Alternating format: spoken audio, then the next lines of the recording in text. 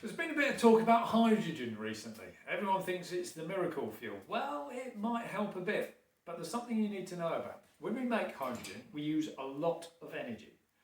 If we make it from renewable electricity, for instance, that's great. If we make it from carbon-derived LNG, then it's not quite so good. It's not quite so clean. At the moment, of the hydrogen that's produced in this country, about 1% of it is made from renewable energy.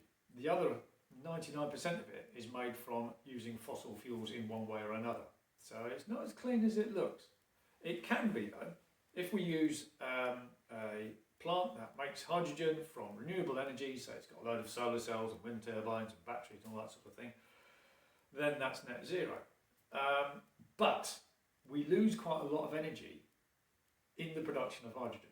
At the moment, we lose about 40% of the energy we put in due to the production process, which isn't great. It's getting better all the time, to be fair. Then we have to take the hydrogen and we have to ship it somewhere. So there's a whole transport network. Hydrogen's a tricky thing. It leaks out of absolutely everything. It'll leak out of steel fuel pipes. We have to use certain types of polymers in order to coax it to stay inside tanks and pipes. It's an interesting fuel to work with. I worked with it quite a long time ago, about 25 years ago. We were running it through piston engines to see what would happen. And it's a lovely fuel to run on, but just keeping it contained was quite tricky. Those problems have been solved now. People like Toyota with the Mirai have got an excellent system for keeping it contained, but it's not simple. And the idea of running it through the old gas mains is ludicrous. That just won't work without extensive modification. So we've got to transport the hydrogen to where it's going to get pumped in, use energy to pump it into the tanks, use it in the vehicle. Now if you run it through a hydrogen fuel cell vehicle, you've got pretty good efficiency in there. So we're not losing a lot more, maybe 10% overall. And again, with a hydrogen fuel cell electric car, you've still got lithium-ion batteries in it currently, so that you've got the ability to regain some of the energy from braking, regenerative braking.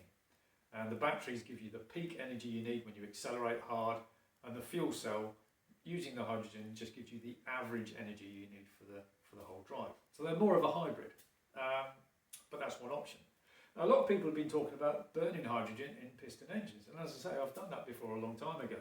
And you can do, but the trouble with piston engines is they have very low efficiency. The thermodynamic efficiency of a piston engine at best is about 33%.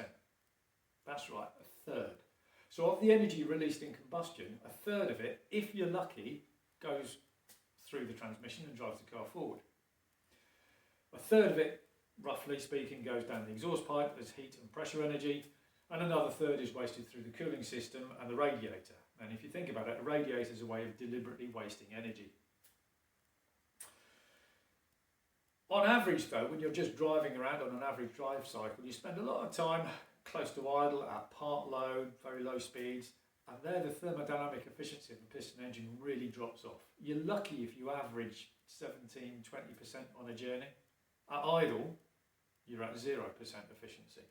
So if we burn the hydrogen in a piston engine, we're getting much, much less energy out than if we stick it through a hydrogen fuel cell electric vehicle. So with the production losses, the transport losses, and the losses in the vehicle, burning hydrogen in piston engines is not a great way of using the energy.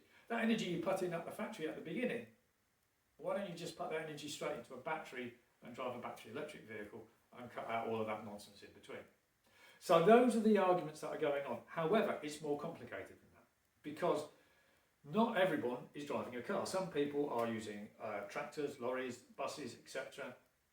And if you've got a depot where you can have large storage tanks and large bulk deliveries, it becomes more efficient process.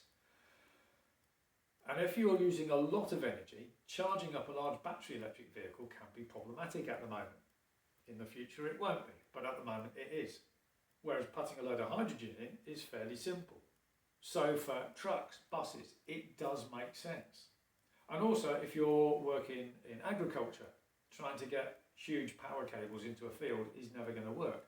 Whereas having a quick refueling from a hydrogen fuel system is no different from refueling with diesel. So those sort of areas, it makes sense. You may have seen people like JCB talking about running hydrogen in their piston engines. Great, they can do that wherever on site. It means they don't have to develop new vehicles, a slight adaptation to the engines they've already got, and they're already working with net zero. That gets them to net zero CO2 really quickly. So although it's very poor efficiency, it actually makes sense. But for cars, not so much.